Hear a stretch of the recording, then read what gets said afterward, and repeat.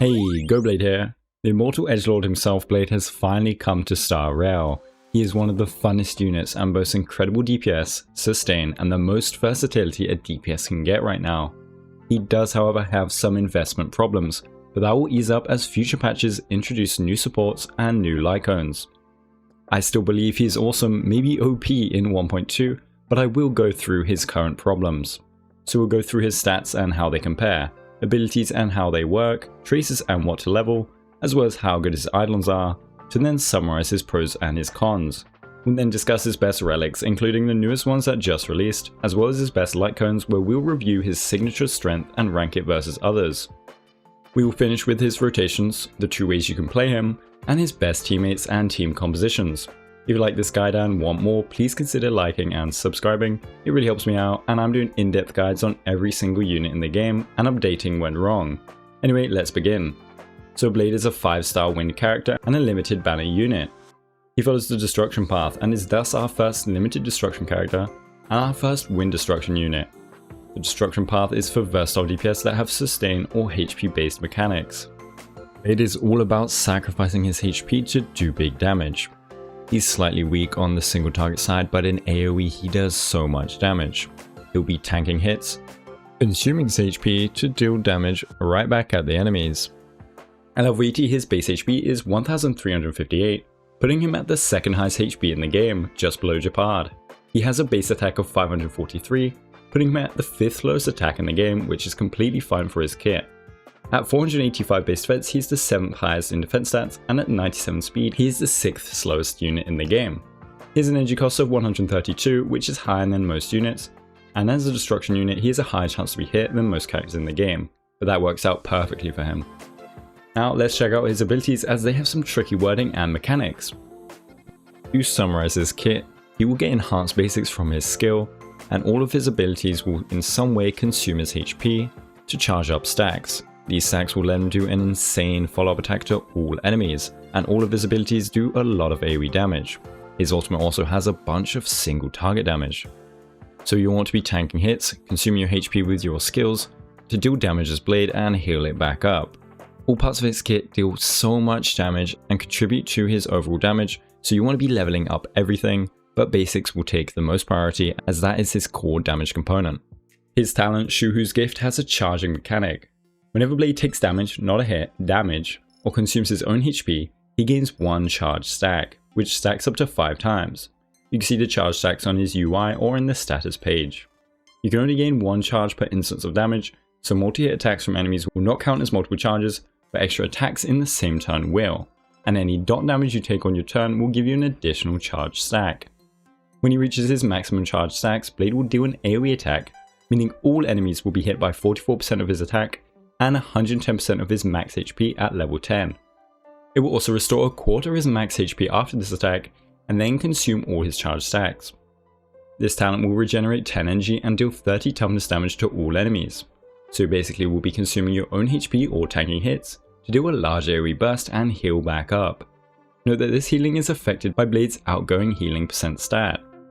His basic attack, Shard Sword, will do a normal amount of wind damage to a single enemy, dealing 30 toughness damage, regenerating 20 energy and 1 skill point. This is the unenhanced version and will never want to be used really. To get his enhanced basic, you'll need his skill, Hellscape, an enhanced type skill. Blade will first consume 30% of his max HP to enter the Hellscape state, which will grant him a charge stack from the HP consumption. During this state, he can no longer use his skill, his damage will increase by 40% at level 10, and then his basic will change to its enhanced version, Forest of Swords, for 3 turns. If he doesn't have enough health, he will reduce his HP to 1 instead. The skill will not regenerate any energy and will not end the turn, meaning you can enhance basic right after. It also means you can serve any buff from the turn for this enhanced basic attack. This skill will consume 1 skill point. The way this works is that the buff will not tick down on his first turn, unlike what we all thought before release. So he has his first turn of skill into enhanced basics and then has 3 additional turns of enhanced basics before this state ends. Pretty nuts. So since he consumes 1 skill point every skill, and we'll see his enhanced basics don't generate skill points, this means he uses 0.25 skill points every turn, or a quarter of a skill point, making him super skill point efficient. This Hellscape state is shown in the status page. And so he now gets his enhanced basic, Forest of Swords, a blast type attack. He will first consume 10% of his max HP, granting effectively 1 charge stack, and consuming thus 40% of his max HP on his first turn combined with his skill. He will then deal a large amount of wind damage to a single enemy, equal to 40% of his attack and 100% of his max HP at level 10. Adjacent targets will receive damage too at a lower multiplier. If he doesn't have enough health, like with the other skills, his HP will instead be reduced to 1.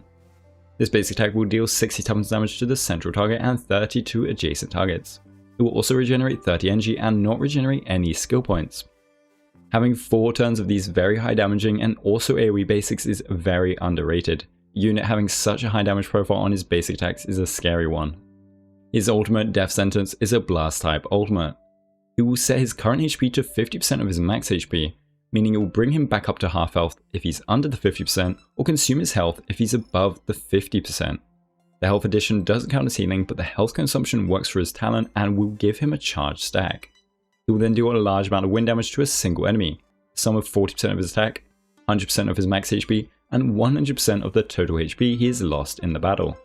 Adjacent targets will receive damage too at a lower multiplier.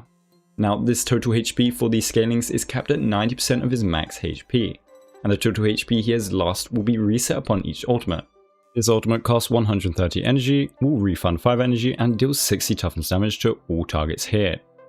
The way this works is that from tanking hits or sacrificing his HP, he will accumulate lost HP that you can find in the status page. It will cap at 90% of his max HP, so if you have 10k HP, you have a potential 9k worth of HP loss and damage. So this 100% of his total HP loss is in fact 90% of his max HP worth of scaling, and the 40% HP loss is thus 40% of 90% of his max HP, so equivalent to 36% max HP scaling, provided you max out the HP loss. Maxing out the HP loss is pretty easy, to be honest. If you're at full HP at the start of the ultimate, he will already accumulate 50 out the 90% of the HP loss for the ultimate's max damage. Your skill consumes 30% of your max HP and your enhanced basics consume 10%. So one skill into enhanced basic into ult when you're at full HP will cap out your HP loss. This requires either Lorch's talent or another healer's skill and or ultimate. Since his ultimate will be cycling every 3 turns usually, we can consider 3 enhanced basics, meaning he only needs to consume 30% of his max HP on his ultimate, meaning he only needs to be at 80% of his max HP during his ultimate to cap out the HP loss.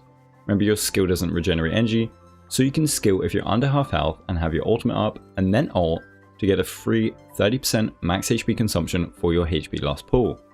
This also makes his health set mechanic more beneficial. Remember, this is to cap out the HP loss and maximize the ult's damage. You don't need to kill your blade to max it out, the damage is going to be big regardless. Finally, his technique, Karma Wind, is an attacking technique, so stack buffing techniques before it. After entering combat, he will immediately consume 20% of his max HP, giving him a charge, and then deal damage equal to 40% of his max HP to all enemies. If he doesn't have enough health for whatever reason, it will reduce his HP to 1 like the rest. This will not regenerate energy and will deal 60 times damage to all wind weak enemies. Now let's move on to his traces. His first Ascension passive will increase his incoming healing by 20% when he is under 50% of his max HP. This means when low, healing from supports will be buffed, making being low HP less of a struggle for him. His talent also counts as restoring HP, meaning that this will be buffed by this trace, going from healing 25% of his max HP to 30%. His second Ascension passive will let him restore HP whenever he hits an enemy that has their weakness broken, equivalent to 5% of his max HP plus a flat 100. This will also count with his first passive, so 6% of his max HP plus a flat 120 if you're under half health. This works per enemy hit too and works for every attack, so this can stack up to be a ton of healing and should not be underrated. His final Ascension passive will increase the damage dealt by his talent's follow-up, Shuhu's Gift, by 20%. Very nice free damage percent bonus. The trace stat bonuses, Blade gains 10% effect resistance, which is nice for avoiding CC but actually doesn't amount to much versus endgame enemies.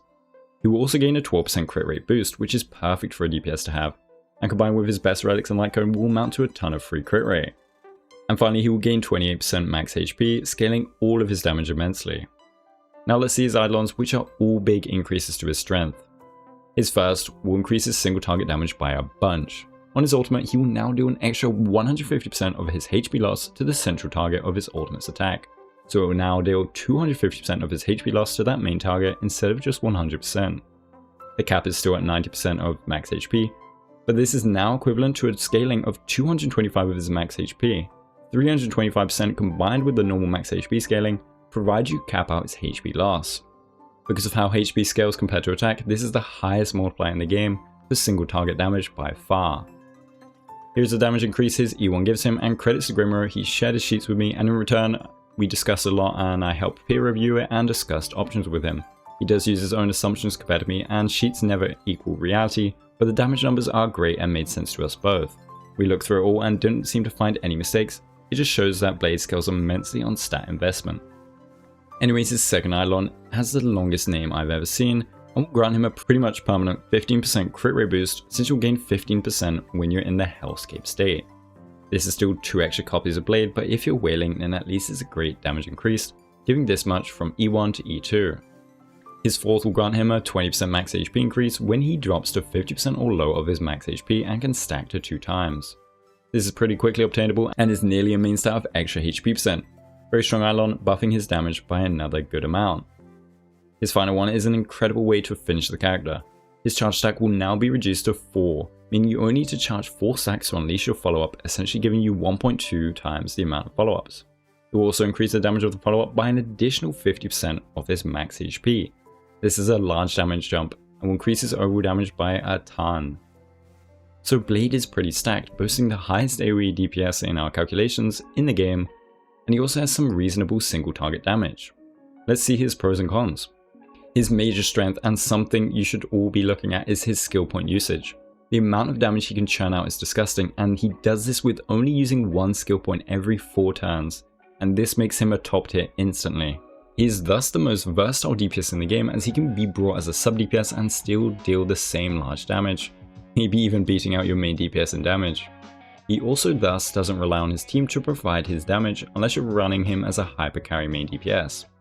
Another strength is his dual scaling. Even if his attack scalings are low, it means his base stats and every light cone will double dip in his damage, triple dipping for his ultimate's damage. He also has great crit stats when you combine his traces, best relics, and also his signature light cone on top. His E2 is another crit bonus. Next, his ultimate HP loss is not that hard to max either, it's more of a cap to prevent his damage going even higher in my opinion. He also has very high scaling, since HP scales high in an attack. We don't have many HP percent buff sources yet, but they'll scale him very well. Giving himself good damage percent buffs is a great bonus too. He also has an amazing spread of single target to AoE damage. He won't perform like a hunt in single target, but in AoE he is a god.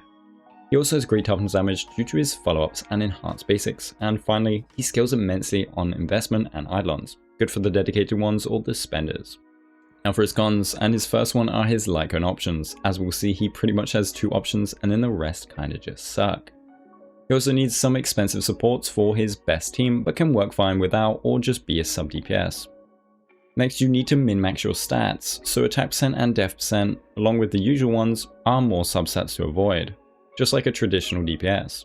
He's also a little difficult to play, since sometimes you'll end up sacrificing your HP too much and just end up dying. Of course, doesn't really happen with Luocha. In auto mode as well, Harmony units will buff the highest attack units, and Blade doesn't build attacks, so he's just kinda sitting there crying as Luocha gets buffed by Bronya. He also has some RNG energy and damage output when considering his max potential, but his DPS without this RNG is still great nonetheless. Next, he can't actually solo Memory of Chaos 10 from what I tried, but maybe an E6 S5 can do a bit better than me. He also requires heavy investment trace-wise, as all his parts contribute to his damage pretty much equally. Next, he also requires a healer as the sustain unit, and preservation unit shielding him will ruin his damage. Finally, he scales a lot on investment like crit stats and Eidolons, so just like it's a pro, it's also a con. This sucks for free-to-play players. As for relics, it's really simple. His best in slot will always be the new Longevous Disciple set, and I hope I said that right. He gives him a free 12% max HP and then an easily obtainable 16% crit rate. With only traces and the base 5% crit rate, he has 40% free HP and 33% crit rate when using this set. Until you're done farming this new 4-piece, a 2-piece combo of Wind and Longevous is possible. And then if you're just starting the game and drop Blade, you can run the Musketeer but only at 4-piece and try to farm the new set immediately. Both sets are incredible for Blade and his supports. For planar ornaments, you pick between South Soto and the new Arena set, the newest planar ornament in 1.2. Originally in Arena will give you the same 8% crit rate, but then upon hitting 70% crit rate, it will now give you 20% basic and skill damage buff. so in Blade case it will only be basic. This is easily obtainable for Blade with some crit rate subs. From calculations though, Sao Sato comes out ahead by a small margin due to him also having high ultimate and talent damage. So pretty much you choose whatever has the best substats, but farming World 7 is efficient for Blade and his support, so why not start farming Arena? It means that you want a crit damage chest because of how much crit rate he already gets. Then speed on your boots. HP percent boots is probably only viable with Bronya, and also if you run him as a sub DPS, for higher damage but fewer turns. I still recommend speed with Bronya. For Orb it will always be win damage percent, and finally for Rope you'll want HP percent. Don't go crit rate chest, HP percent Orb or energy rope or any attack percent main stats. For substats you'll want crit rate to appease your planar ornament condition, so 50 to 70 at least. And then you want a 1 to 2 crit damage ratio on top ideally. You'll then want to grab as many HP percent and speed subs afterwards. Def percent is to be avoided and attack percent and effect hit rate too. For Lycones we have to discuss his signature and how well it works with him. The unreachable side will grant him 18% crit rate, bringing him to 59% before any substats, provided he has his best relics on. It will then increase his max HP by 18%, perfect for a HP scaler. Finally, when he is attacked or consumes his own HP, he will gain a 24% damage bonus, which is removed after he uses an attack. So every enhanced basic, every ultimate above half health, and every action after using his skill, you will get a 24% damage bonus on that attack, which is insane.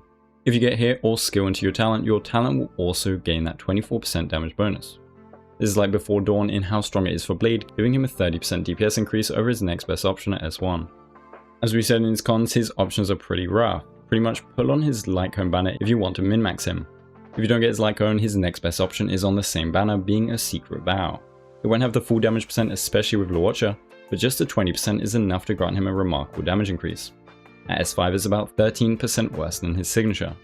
Other than that, you're a bit screwed. Every other cone min-maxes attack percent, so you gain barely any DPS increase from them.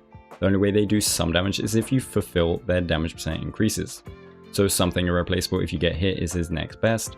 Then Wolf Walk Time and Eon can work as free play options, but you have to either break weakness bars or have a bleed or burn applier, and that's pretty cope. For his rotation, you will always hit a 4-turn rotation without being hit once. But his 3-turn rotation is doable provided you get hit twice and ult above half health, which you should be doing anyway. If you get a kill, you need 1 less tanked hit, and if you get talent off, it replaces a hit. You want to ult above half health for extra HP loss and charge stacks, and you always want to use your skill, it barely costs skill points.